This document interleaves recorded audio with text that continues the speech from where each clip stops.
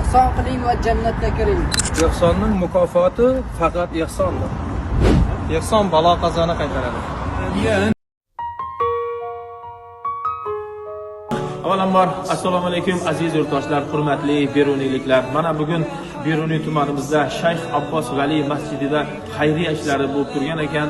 Mana shu yerda isitish tizimlarini bir almashtirish, ya'ni takomillashtirish jarayonlari bo'layotgan ekan. Albatta buni eshitib juda ham xursand bo'ldik.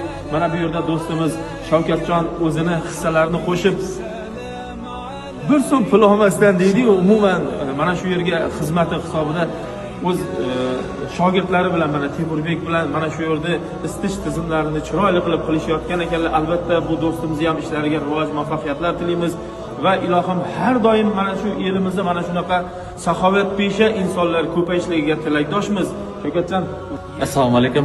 Avvalambor hammaga mana xudo xolasa o'zimizning elimizdagi Shayx Abbos Vali masjidine keldik. Iltimos uka qizib bering shu yerni, ishlab bering dedi. Hashar yo'li bilan keldik. Buni xudo xolasa sizlarga da tavsiyam kimda kim shu hasharga qatnashaman, men ham hissam tegsin deydigan odamlar bo'lsa, bemalol kelaverasizlar.